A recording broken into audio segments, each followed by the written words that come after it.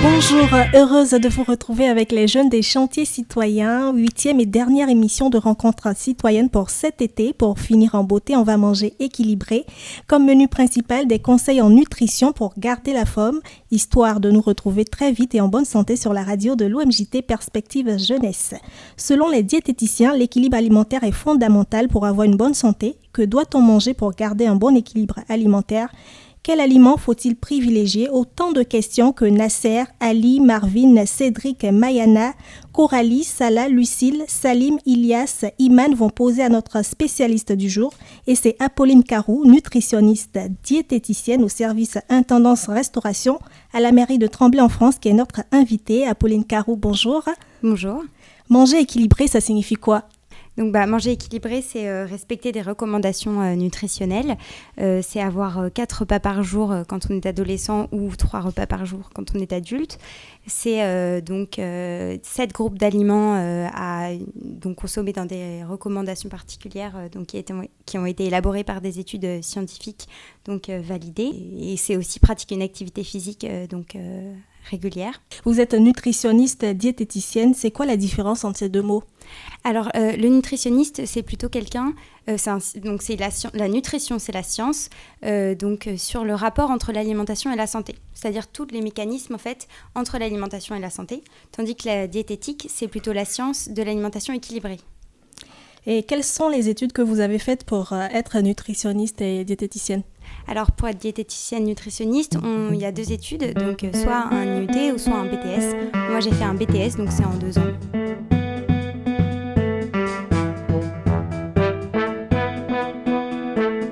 J'ai 17 ans, je suis lycéen, je vais passer en terminale S et j'habite dans le centre-ville.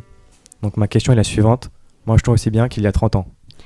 Alors, les problématiques de l'alimentation il y a 30 ans ne sont pas tout à fait les mêmes qu'aujourd'hui. Aujourd'hui, on aura quand même une alimentation un peu plus intéressante parce qu'il y a une plus grande diversité alimentaire. On peut choisir plus d'aliments. Mais par contre, il y a aussi des problématiques de pesticides comme des problématiques de pesticides, de sécurité alimentaire sur ces points-là.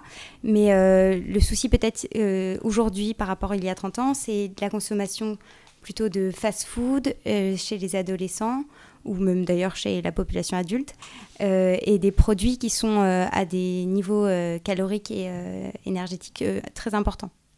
Bonjour, je m'appelle Ali, j'ai 18 ans et j'habite au centre-ville. Ma question est la suivante. Quels aliments conseillez-vous à un sportif à la veille d'avant-match et le matin avant le match?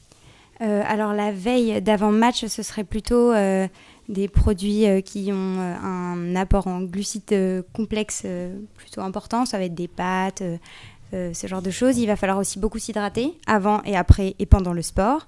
Il va falloir aussi consommer des minéraux, donc prendre des boissons... par exemple des jus de fruits ou des fruits et des légumes.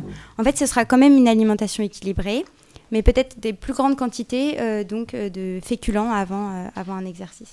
Bonjour, moi c'est Marvin, j'ai 17 ans et je suis lycéen et là je passe en première STL.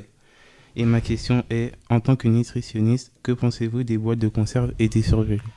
Alors moi j'ai un avis positif sur ces produits parce qu'ils permettent toute l'année du coup d'avoir certains aliments qui sont de bonne qualité nutritionnelle et du coup ils permettent de manger même des légumes et des fruits et je vois pas pourquoi on pourrait pas consommer des produits en conserve. Bonjour, je m'appelle Cédric, j'ai 17 ans, je passe en terminale S et j'habite au centre-ville. Et ma question est, à quel âge peut-on faire un régime alimentaire? Alors, le régime alimentaire, ça ne veut pas vraiment dire grand-chose parce qu'il y en a plein qui existent. Il y en a beaucoup qui sont des mensonges, des intox. Mais quand on est adolescent, il vaut mieux pas faire de régime parce que l'adolescent, il est en croissance. Et on ne fait pas de restrictions alimentaires quand on est en croissance.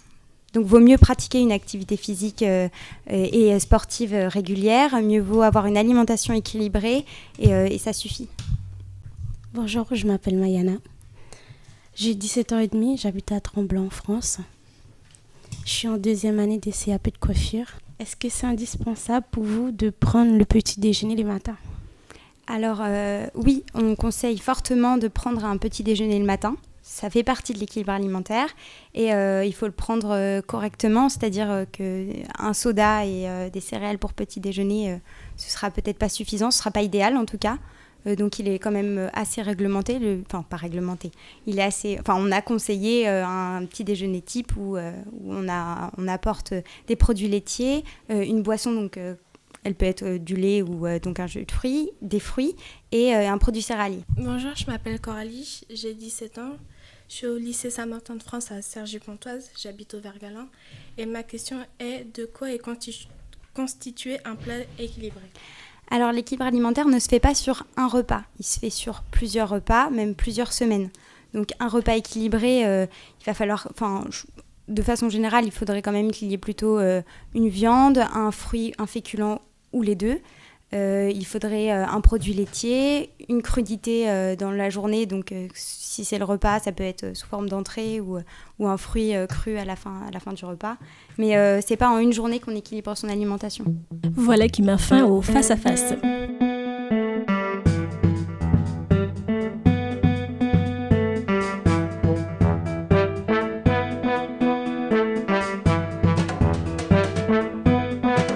Alors maintenant, place à la rubrique débat, toujours avec Apolline Carou. Je m'appelle Imen, j'ai 17 ans et je passe en terminale S. Alors Apolline, j'ai une question pour vous. Est-il nécessaire d'allier une activité physique et régulière à une alimentation saine? Oui, c'est nécessaire d'allier une activité physique régulière. Même on peut aussi associer une activité sportive régulière, parce que donc la nutrition, c'est un équilibre entre les apports et les dépenses. Donc c'est important aussi de dépenser son énergie. D'accord. Et vous préconisez quoi comme sport, par exemple? Comme sport, ils sont tous bons à prendre, il n'y a pas de mauvais sport. Ce qui est bien, c'est que justement, avec une activité physique, on pratique des petits mouvements du quotidien. Et avec le sport, c'est aussi un plaisir, il faut faire ce qu'on aime surtout. D'accord. Et vous, dans votre métier, est-ce que vous donnez une sorte de planning pour la nutrition et vous préconisez aussi le sport avec ou pas?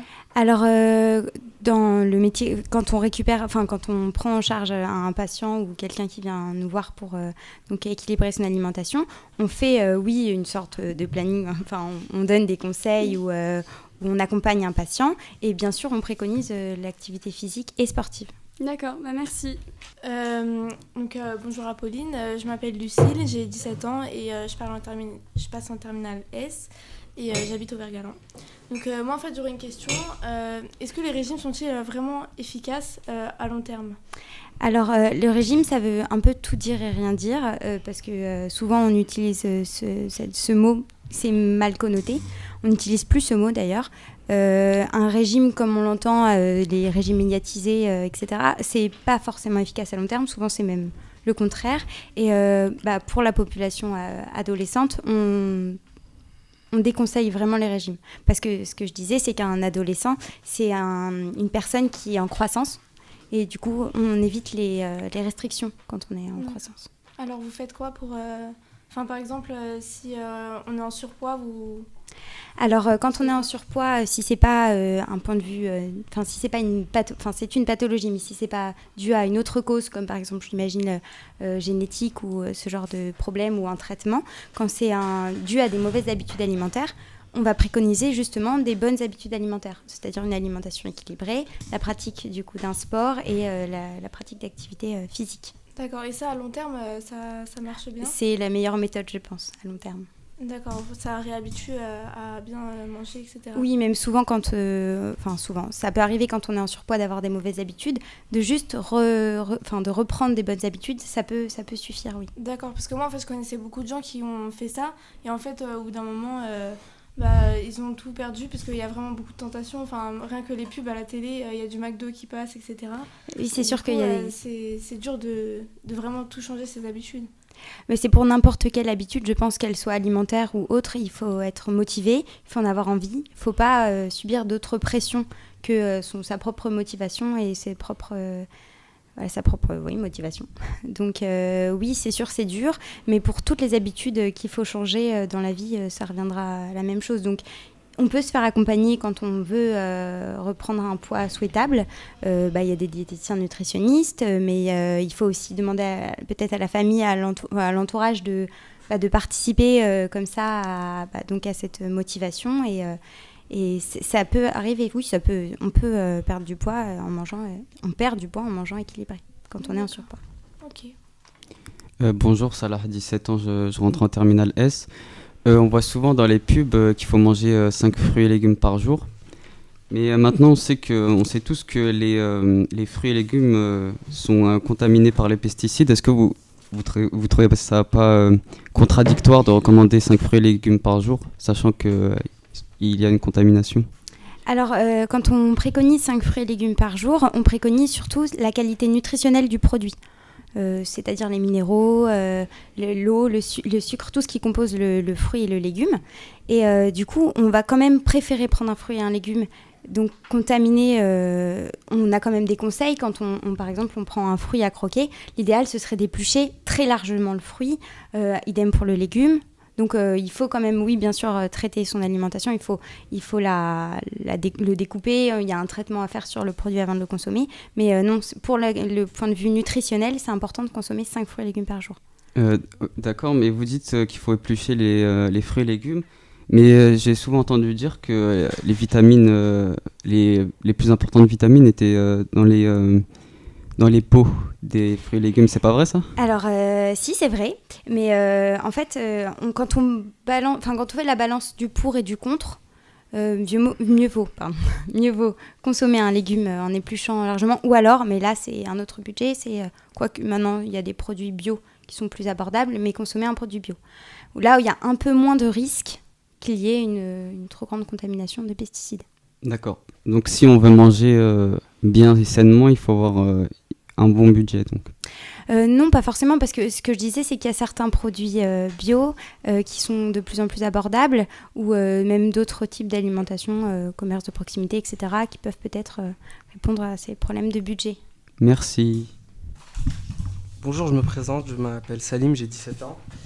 Et je voudrais savoir s'il faut un gros budget pour faire un bon régime.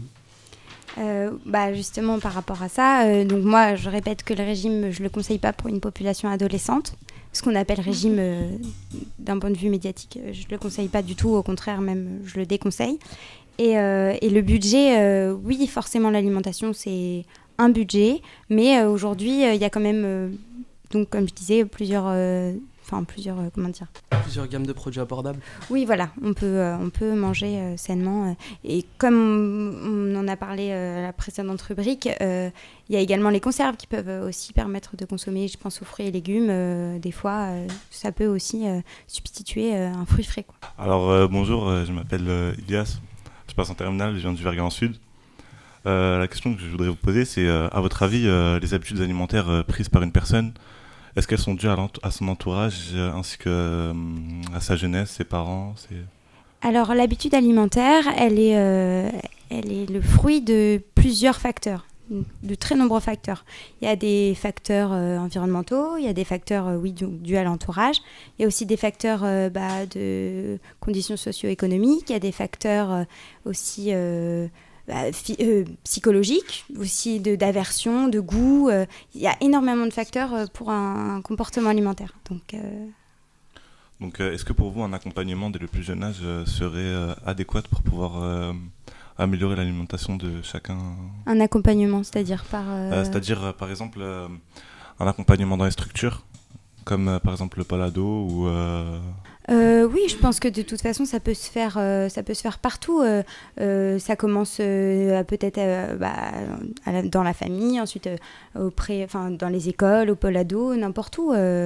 L'alimentation, oui, on veut tous conseiller une bonne alimentation, on veut tous que les adolescents soient en bonne santé. Donc oui, tout l'entourage peut participer bien sûr à préconiser une alimentation équilibrée, une activité physique et sportive régulière. Merci. Bonjour, je me présente, je m'appelle Sophia, j'ai 16 ans et j'habite au BSD. Nous voici aujourd'hui, Sophia, Massi et Mariama, pour la dernière émission de Rencontres citoyens avec les acteurs des chantiers citoyens.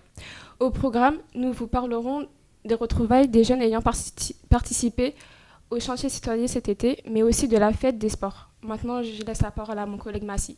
Bonjour, je m'appelle Massi, j'ai 17 ans et je passe en terminale STMG. Alors, en effet, ce vendredi 26 août, se réuniront à l'espace Jean Ferrat à partir de 11h tous les jeunes ayant contribué à la réussite des chantiers citoyens de cet été. Durant ce rassemblement, des conférences auront lieu ainsi que des jeux sur différentes thématiques. Je laisse la parole à Mariama. Donc, moi c'est Mariama, j'ai 17 ans, j'habite au Vert-Galant. Pour finir, nous vous rappelons que la fête des sports aura lieu le samedi 3 septembre de 14h à 19h au niveau du parc et palais des sports. Vous y trouverez de nombreuses activités pour l'ensemble des habitants de la ville. Nous remercions Madame Carou d'avoir participé à cette émission et d'avoir répondu à nos questions. Et nous remercions aussi toutes les personnes ayant écouté cette émission. Et nous vous donnons rendez-vous l'été prochain avec de nouveaux jeunes pour de nouvelles émissions. Merci Apolline Carou. Un dernier mot à ajouter? Un dernier mot, non, ce serait plutôt résumer ce que j'ai dit. Donc une alimentation équilibrée, c'est important. Une activité physique et sportive aussi. On mange bien et on se fait plaisir. Je vous remercie pour ces conseils nutritionnels. Vous êtes nutritionniste au service intendance restauration à la mairie de Tremblay. Rencontre citoyenne se termine définitivement pour cet été.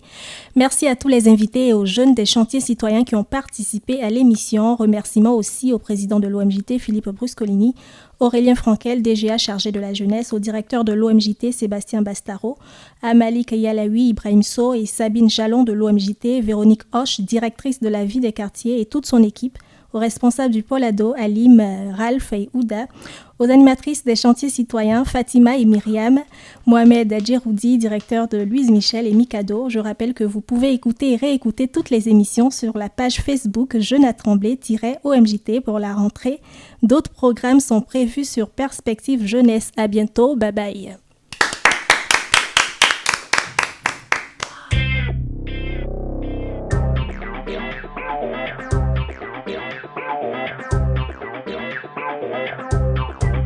Wow.